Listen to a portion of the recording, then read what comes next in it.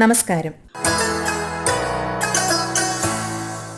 തിരക്കേറിയ നമ്മുടെ ജീവിതത്തിനിടയിൽ, നെട്ടോട്ടങ്ങൾക്കിടയിൽ ഒരല്പനേരം മനസ്സിന് സന്തോഷവും പ്രചോദനവും നൽകുന്ന കുറച്ച് കൊച്ചു കൊച്ചു വിശേഷങ്ങൾ കേട്ടാലോ? ആകാശവാണി വാർത്താ വിഭാഗം അവതരിപ്പിക്കുന്ന നല്ല വാർത്തയിലേക്ക് സ്വാഗതം.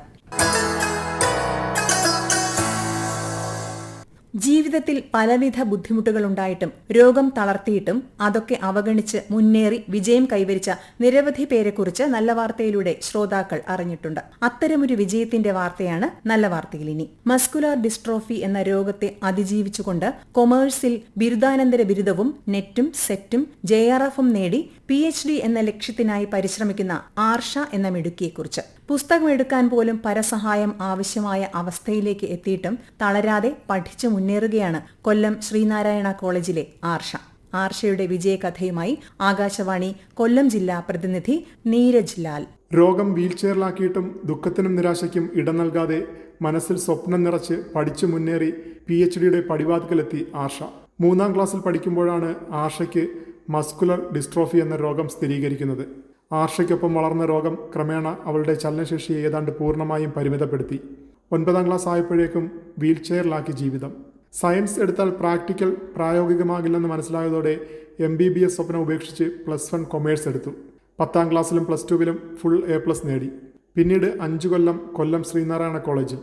അഡ്മിഷൻ എടുത്ത വേളയിൽ തന്നെ ആർഷയുടെ മികവ് തിരിച്ചറിഞ്ഞ അധ്യാപകർ പൂർണ്ണ പിന്തുണ നൽകി. BCom 85% മാർക്കോടെ പാസ്സായ ആർഷ MComന് കേരള യൂണിവേഴ്സിറ്റിയിൽ ഫസ്റ്റ് റാങ്ക് നേടി. മകളുടെ മനോഭാവം രക്ഷിതാക്കൾക്ക് ഊർജവും അഭിമാനവുമേകുന്നു.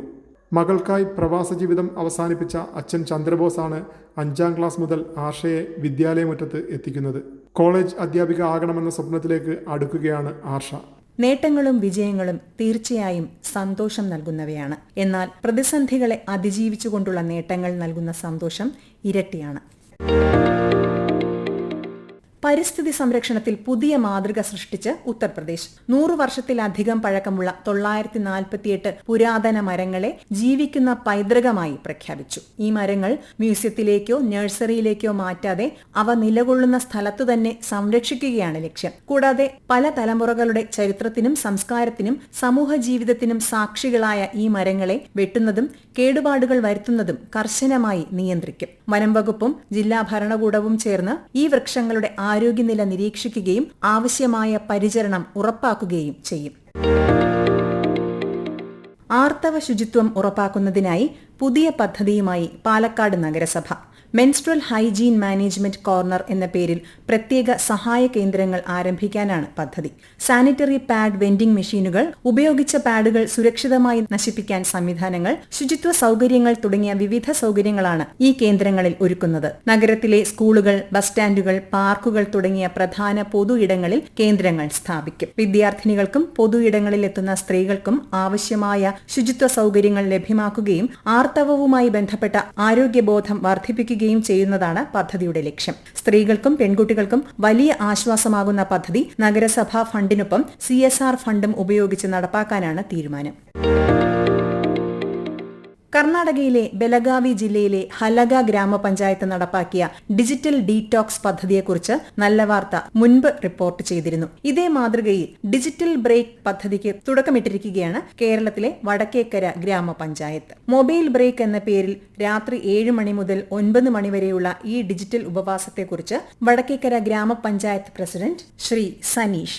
മാർച്ച് 1 മുതൽ വടക്കേക്കര ഗ്രാമപഞ്ചായത്തിന്റെ മുകളിൽ ഒരു സൈറൺ മുഴങ്ങുന്നുണ്ട്. വൈകിട്ട് 7 മണിക്ക് ആ സൈറൺ മുഴങ്ങുകയും ആ മുഴങ്ങുന്ന സമയത്ത് തന്നെ 21 വാർഡിലേക്കും പഞ്ചായത്ത് മെമ്പർമാർ അവരുടെ വാർഡിലുള്ള ഗ്രൂപ്പിലേക്ക് ഈ മെസ്സേജിന്റെ സൗണ്ട്, പോസ്റ്റർ തയ്യാറാക്കിയുള്ള സൗണ്ട് എല്ലാ വാർഡുകളിലേക്കും നമുക്ക് അയക്കാൻ ഇന്ന് കഴിയുന്നുണ്ട്. കൂടാതെ കുടുംബശ്രീ ഉപയോഗിച്ചുകൊണ്ട് 10ഉം 11ഉം 12 കുട്ടികളുടെ ഒരു വിവരശേഖർ എടുക്കുകയും അവരുടെ ഒരു ഗ്രൂപ്പാക്കി മാറ്റുകയും അതിലേക്ക് നമ്മൾ ഇപ്പം ഇതിന്റെ മെസ്സേജ് എത്തിച്ചുകൊണ്ടിരിക്കുകയാണ്. ഫോൺ മാത്രമല്ല, വീട്ടിലെ TVയും കമ്പ്യൂട്ടർ ഉൾപ്പെടെയുള്ള ഉപകരണങ്ങൾ വൈകിട്ട് 7 മണി മുതൽ 9 മണി വരെ താൽക്കാലികമായി മാറ്റിവെക്കപ്പെടും. അതിന്റെ ഭാഗമായി കുട്ടികൾ മാത്രമല്ല, അച്ഛനും അമ്മയും മാറ്റിവെക്കുന്നതോടൊപ്പം അവിടെ ഒരു അന്തരീക്ഷം രൂപപ്പെടുകയും കുട്ടികൾക്ക് ഒരു മാനസികമായും അവരെ സപ്പോർട്ട് ചെയ്യാൻ അച്ഛനും അമ്മയും കൂടെ ഇരിക്കുന്നു എന്ന ഒരു മെസ്സേജാണ് നമ്മൾ ഇതിലൂടെ കൊടുക്കാൻ ആലോചിക്കുന്നത്. അതോടൊപ്പം തന്നെയാണ് ഒരു സൈക്കോളജിസ്റ്റിനെ കൗൺസിലിംഗ് നമ്മൾ എല്ലാ ഞായറാഴ്ചയും പഞ്ചായത്തിൽ രാവിലെ 9:30 മുതൽ 12:30 വരെ അതിനെ സംവിധാനം ഒരുക്കിയിട്ടുണ്ട്. ആ രീതിയിൽ വരാൻ പോകുന്ന കാലത്തിനകത്ത് അതിനൊരു ഉപരോധം വേണം, അല്ലെങ്കിൽ അളവൊന്ന് കുറക്കണം എന്ന രീതിയിലേക്കാണ് ഈ പദ്ധതി നമ്മൾ എടുത്തിട്ടുള്ളത്. സംസ്ഥാന അധ്യാപക അവാർഡ് ജേതാവും പറവൂർ SNV സംസ്കൃത ഹയർ സെക്കൻഡറി സ്കൂളിലെ അധ്യാപകനുമായ പ്രമോദ് മാല്യങ്കരയുടെ ആശയമാണ് ഇതിനു പിന്നിൽ. ഈ 2 മണിക്കൂർ മാറ്റിവെക്കുന്നതിലൂടെ കുട്ടികൾക്ക് കൃത്യമായ ജീവിത ലക്ഷ്യം കൈവരിക്കാൻ സാധിക്കുമെന്ന് ശ്രീ പ്രമോദ് മാല്യങ്കര നല്ല വാർത്തയോട്. ഞങ്ങളുടെ സ്കൂളിൽ സാധാരണഗതിയിൽ ഹയർ സെക്കൻഡറി പരീക്ഷാ കാലം അടുക്കുമ്പോൾ ഫെബ്രുവരി മാർച്ച് മാസങ്ങളിൽ രക്ഷിതാക്കളുടെ മീറ്റിംഗ് വിളിച്ചു കൂട്ടി കുട്ടികളുടെ അമിതമായ ഈ മൊബൈൽ ഫോൺ ദുരുപയോഗം തടയുവാൻ വേണ്ടിയിട്ട് വൈകുന്നേരം 7 മുതൽ 9 മണി വരെ നമ്മൾ TV-യും മൊബൈൽ ഫോണും സോഷ്യൽ മീഡിയയൊക്കെ ഓഫ് ചെയ്ത് വെക്കും എന്നൊരു പ്രതിജ്ഞ മാതാപിതാക്കളെ കൊണ്ട് എടുപ്പിക്കുമായിരുന്നു. കഴിഞ്ഞ 2 വർഷങ്ങളായി അത് നടന്നു പോകുന്നു.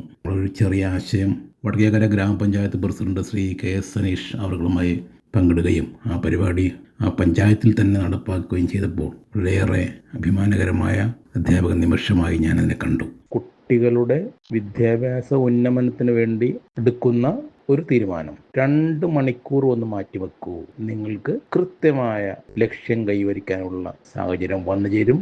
ഭരണപരമായ കാര്യങ്ങളിൽ മാത്രം ഒതുങ്ങി നിൽക്കാതെ തങ്ങളുടെ നാട്ടിലെ പുതുതലമുറയുടെ ആരോഗ്യകരമായ വളർച്ചയ്ക്ക് വേണ്ടിയുള്ള വടക്കേക്കര പഞ്ചായത്തിന്റെ കരുതൽ മറ്റെല്ലാ തദ്ദേശ സ്വയംഭരണ സ്ഥാപനങ്ങൾക്കും മാതൃകയാണ്. ഒരു നാട് മുഴുവൻ ഒത്തൊരുമിച്ച് തങ്ങളുടെ കുട്ടികളുടെ ഭാവിക്ക് വേണ്ടി ഇത്തരമൊരു ബ്രേക്ക് എടുക്കുന്നത് വരും തലമുറയ്ക്ക് ഏറെ ഗുണം ചെയ്യും. ഗുരുവായൂർ ദേവസ്വം ഭരണസമിതിയിലേക്ക് വനിതാ അംഗം. ഏകദേശം അരനൂറ്റാണ്ട് നീണ്ട കാത്തിരിപ്പിന് ശേഷമാണ് ഭരണസമിതിയിൽ ഒരു വനിത എത്തുന്നത്. 1978 നിയമ ഭേദഗതിക്ക് ശേഷം ഗുരുവായൂർ ദേവസ്വം ഭരണസമിതിയിലെത്തുന്ന ആദ്യ വനിതാ അംഗമായി കൊടുങ്ങല്ലൂർ സ്വദേശിനി MU ഷിനിജ അന്താരാഷ്ട്ര വനിതാ ദിനത്തിലാണ് ചുമതലയേറ്റത്. നേരത്തെ കൊടുങ്ങല്ലൂർ നഗരസഭ അധ്യക്ഷയായിരുന്നു MU ഷിനിജ. ദേവസ്വം അഡ്മിനിസ്ട്രേറ്ററുടെ ചുമതലയിൽ വനിതകൾ എത്തിയിട്ടുണ്ടെങ്കിലും ഭരണസമിതി അംഗമായി എത്തുന്നത് ഇതാദ്യമായാണ്. 1971 ഗുരുവായൂർ ക്ഷേത്രഭരണം സർക്കാർ ഏറ്റെടുത്ത ശേഷമുള്ള ആദ്യ ഭരണസമിതികളിൽ സ്ത്രീ പ്രാതിനിധ്യം ഉണ്ടായിരുന്നു.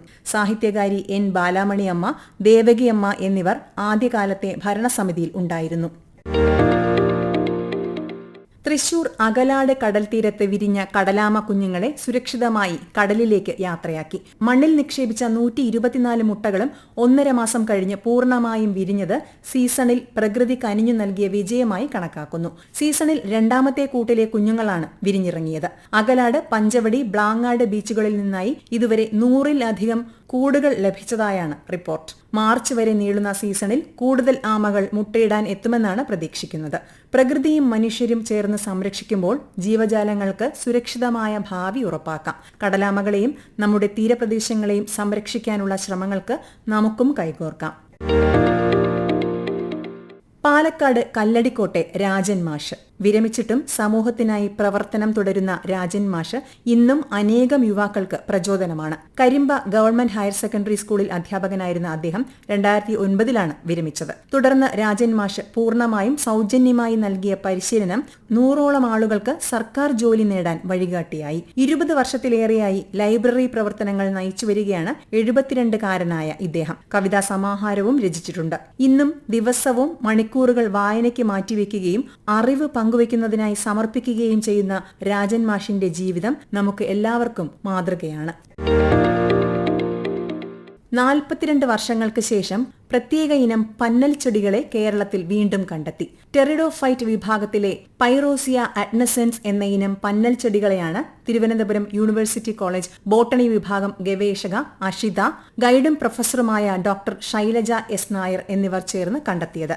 ജില്ലയിലെ വിവിധ ഭാഗങ്ങളിലെ കിണറുകൾക്കുള്ളിലും ചില ഒഴിഞ്ഞ പ്രദേശങ്ങളിലുമാണ് ഇവയെ കണ്ടെത്തിയത്.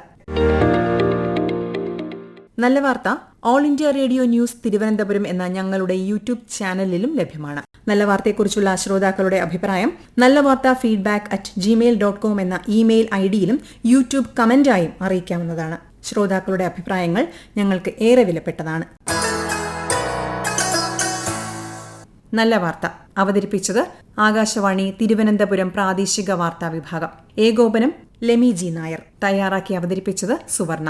നല്ല വിശേഷങ്ങൾ നിറഞ്ഞ നല്ല നിമിഷങ്ങളുമായി ശ്രോതാക്കളിലേക്ക് അടുത്ത ശനിയാഴ്ച വൈകുന്നേരം 6:40 വീണ്ടും എത്താം. ശുഭാശംസകൾ നേരുന്നു.